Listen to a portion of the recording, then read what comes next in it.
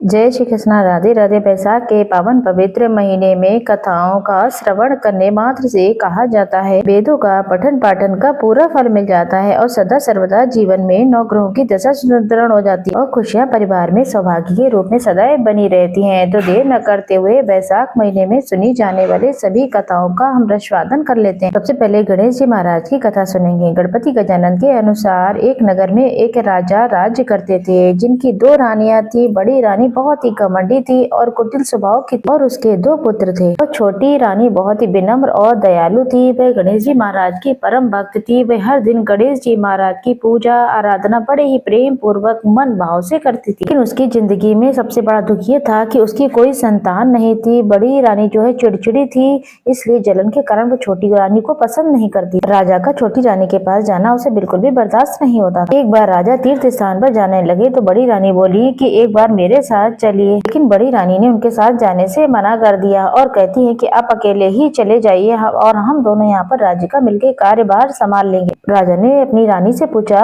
कि तुमको मेले से क्या चाहिए। तब बड़ी रानी ने कहा कि कपड़े, गहने, बच्चों के लिए खिलौने आदि बहुत सारी चीजें राजा को बता दी। यही सारी बातें राजा ने अपनी छोटी रानी से पूछी। तब वो बोली मुझे कुछ नहीं चाहिए, बस आप ठीक ठाक घर वापस आ जाइए। राजा तीर्थ स्थान के लिए निकल पड़े। रास्ता में राजा सोचने लगे कि छोटी रानी अपने लिए कुछ भी नहीं मांगती है तो क्यों ना हम वहाँ से गणेश जी महाराज की प्रतिमा ले ली जाए, क्योंकि सदा सर्वदा उनके साथ रहेगी। राजा ने ऐसा ही किया। राजा ने छोटी रानी के लिए बहुत ही सुंदर एक बहुत ही प्यारी सी गणेश जी महाराज की प्रतिमा ले आए। आने के बाद बड़ी रानी का जो सामान था उन्हें उसे सौंप दिया। वही छोटी रानी के लिए जो छोटी सी गणेश जी की मूर्ति लाए थे वो उनको दे दी। छोटी रानी भगवान गणेश जी की मूर्ति पाकर के बहुत प्रसन्न हुई। उसने वह मूर्ति अपने पूजा घर में स्थापित कर दी। मूर्ति के महल में स्थापित होते ही राजा को बहुत ही शुभ समाचार मिलने लगे। पड़ोसी देशों से बहुत दिनों से चल रही लड़ाई, राज्य की जो भी समस्याएं थी उस पे राजा ने विजय प्राप्त कर ली। राजा को समाचार मिला कि पानी की जो राज्य में समस्या थी वो भी खत्म हो गई। सारे जलाशय, नदी, तालाब, कुएं आदि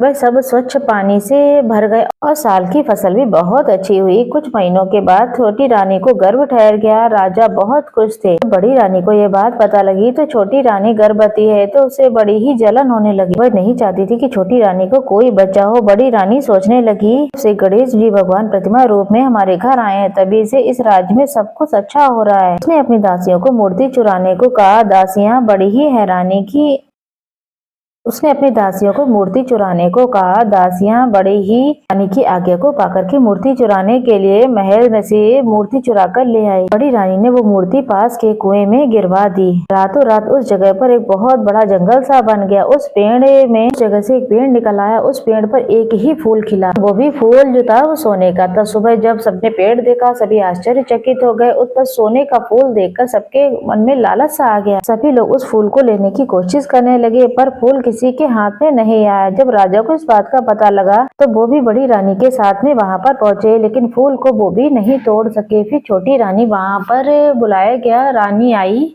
और फूल के नीचे अपना आंचल फैलाकर खड़ी हो गई। तभी फूल गिर करके छोटी रानी की झोली में आ गया। झोली में फूल गिरते ही वह गणेश जी की प्रतिमा में बदल गया। तब ये देखकर राजा आश्चर्यचकित और हैरान से रह गया। वही प्रतिमा है जो मैं तीर्थ स्थान से तुम्हें लाकर दिया था। छोटी रानी बोली मुझे इस बारे में कुछ नहीं पता कि मैं तो कल से ही इस प्रतिमा को ढूंढ रही हूँ। तभी प्रतिमा में से आवाज आई, जिसने भी ये काम किया है वह खुद सारी बात सच सच बताएगा। बड़ी रानी बड़ी शर्म और डर की वजह से कुछ नहीं बोली। तभी वहाँ कुएं में से पानी में से सबको एक दृश्य दिखाई दिया। बड़ी रानी दासियों को मूर्ति चुराने के लिए कह रही थी और दासियों के मूर्ति ले जाने के बाद बड़ी रानी ने खुद मूर्ति को कुएं में फेंका था। वह दृश्य पानी में सबको स्वयं ही दिख गया। राजा को ये देखकर बहुत गुस्सा आया। उसने दंड स्वरूप बड़ी रानी को नगर के बाहर पुराने महल में रहने के लिए भेज दिया और वहाँ पर गणेश जी भगवान की अचानक से एक भव्य मंदिर स्वयं ही बन गया। वहाँ पर गणेश जी महाराज की प्रतिमा को भी विधि विधान से स्थापित किया गया। 9 महीने के बाद छोटी रानी को पुत्र। राजा ने घर घर में गणेश जी महाराज की पूजा का आदेश दिया। समस्त नगरवासी गणेश जी भगवान की पूजा विधि विधान से करने लगे। गणेश भगवान के नित्य नियम निभाने से नगर में सुख समृद्धि का वास हो गया। ही गणेश जी महाराज, जिस तरीके से आपने छोटी रानी पर कृपा बनाए रखी, उसे पुत्र का वरदान दिया, उसे सौभाग्य दिया और खूब मान सम्मान दिया, वैसे ही इस प्रिय श्रोता जो भी इस कथा को सुन रहे हैं उनके जीवन में बहुत सारी खुशियां देना। कहानी अधूरी हो तो पूर्ण करना